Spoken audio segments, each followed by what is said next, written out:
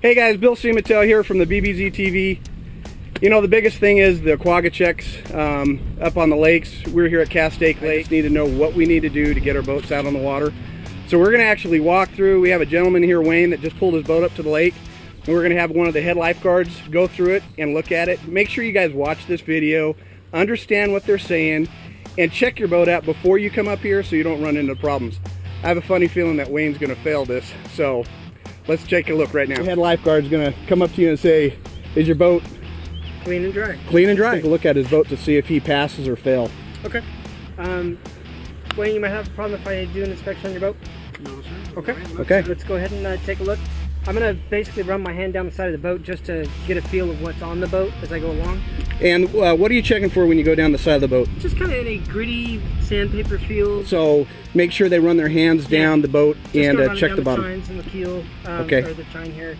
Just kind of get a feel of what we're looking at. And I know the other thing you guys do on my boat is you're checking the bunks, you know, to make sure there's not any grass or, you know, any vegetation, water vegetation on the bottom of it too. Correct. Right. We're also looking for moisture. You can feel the staple marks that are in them, and a lot of times they gather up moisture, water, grass, you know, the invasive grasses that are coming in, the pondweed as we call it here.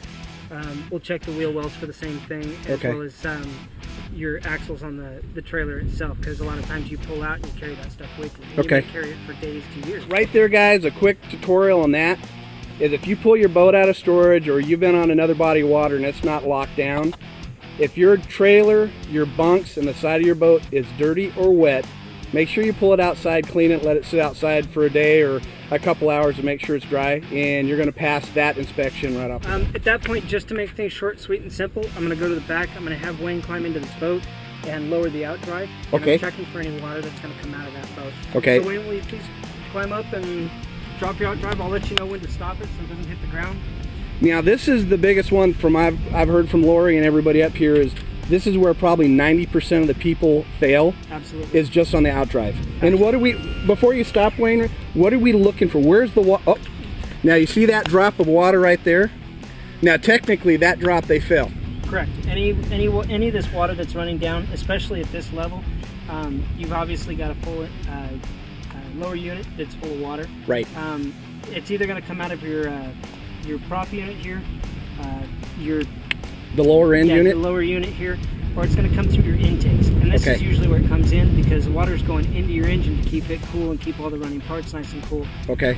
So it's going to go in there. So this is like what we were talking about. For people who are pulling out of storage and they go and they put the ears on and run the boat before they come here. Yeah.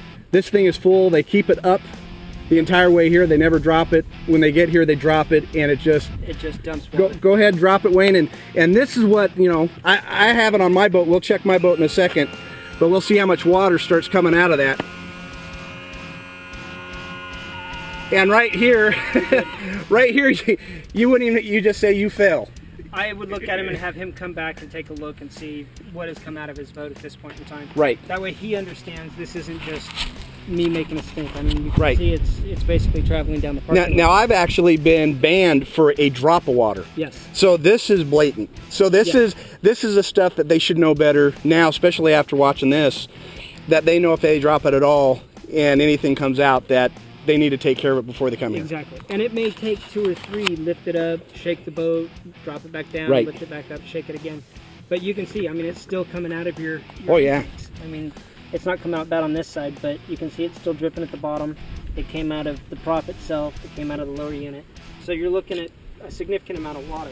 Yes, a drop of water will carry any number of veligers. Live, good shaped veligers that are ready to move on. But I haven't had my boat in the water for 6 months. I pulled it out of the lake here. I haven't dropped this down, and it's wet still. The problem is we don't know that, I guess. You know, you don't know where the water came from. It could have come from the garden hose. It could have come from last week's rain. It could have come from any number of places. We don't know. And yeah, I've a dozen times I've heard somebody say, "Well, I've got a receipt. I was here last week."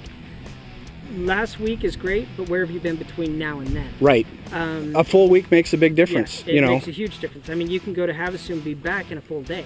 Right. And we know all the Colorado chain rivers and everything else. Havasu, Meade, Everything down to the South San Diego area. It's just full of quaggas. And I've seen the South San Diegos, and they're bumming because they are completely just loaded with quagga. I mean, everything you look at, you see it's a rock, but it's completely covered in quagga mussels. Right, and that's what we're trying to keep from here. Because people don't understand, Castaic Lake, we have a major pumping facility in Elderberry that goes up to Pyramid that generates electricity. Correct. And if those pipes get clogged up, I mean, that's going to take a huge financial, burden on us to cover those costs. Thousands of dollars, yes. Yeah, okay. So right off the bat, we know that.